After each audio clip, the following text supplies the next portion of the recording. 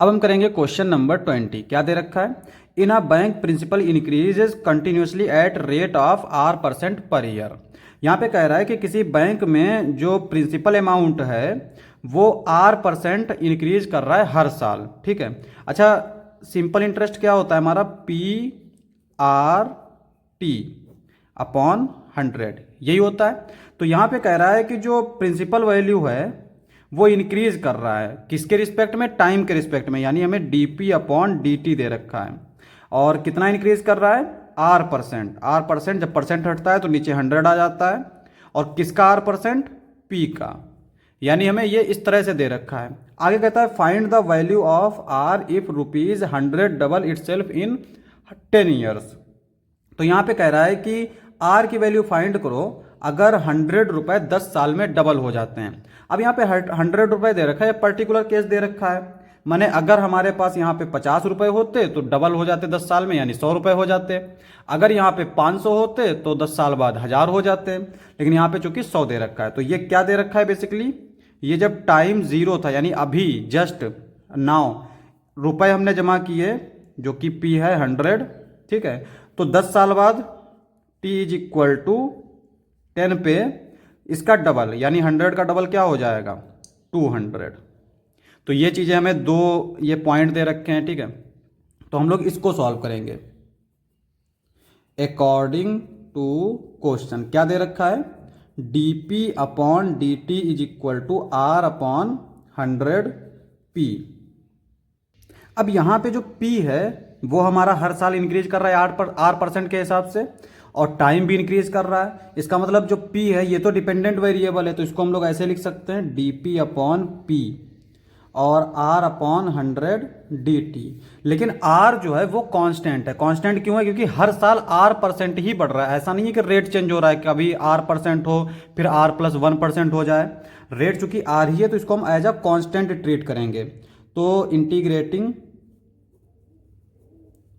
Both sides, दोनों side integrate कर देंगे तो इसका इंटीग्रेशन हो जाएगा log P और R upon 100 as a constant. इसका इंटीग्रेशन हो जाएगा T और प्लस इंटीग्रेशन कांस्टेंट C।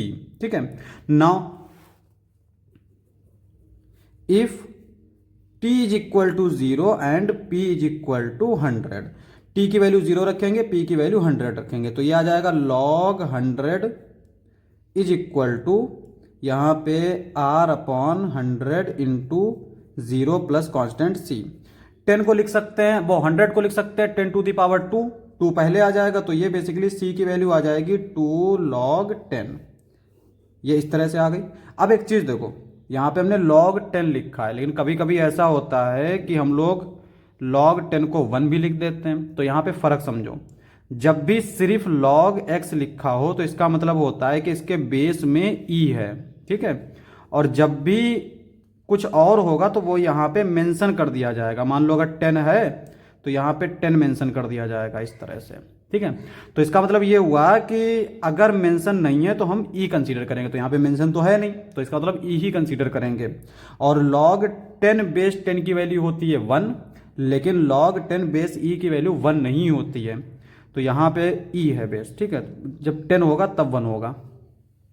अब ये हमें C की वैल्यू मिल गई। हमें चूंकि R भी चाहिए, हमसे R ही पूछ रहा है, तो R की वैल्यू कैसे निकालेंगे? तो इसको हम पहले इक्वेशन 1 मान लेते हैं। This implies that equation 1 becomes, क्या हो जाएगी इक्वेशन 1?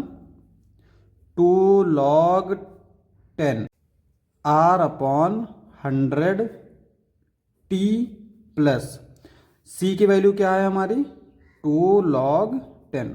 यहाँ पे हमने एक चीज़ गलत करी, यहाँ पे ये log P है ना, इसमें रखी हमने वैल्यू log P। तो log P ये आ गया। अब इफ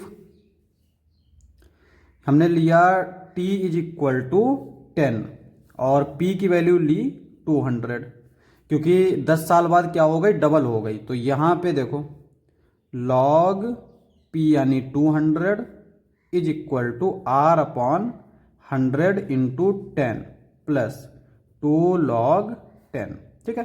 तो ये 0 से 0 कैंसिल आउट हो जाएगा, और इसको हम लोग कैसे लिख सकते हैं?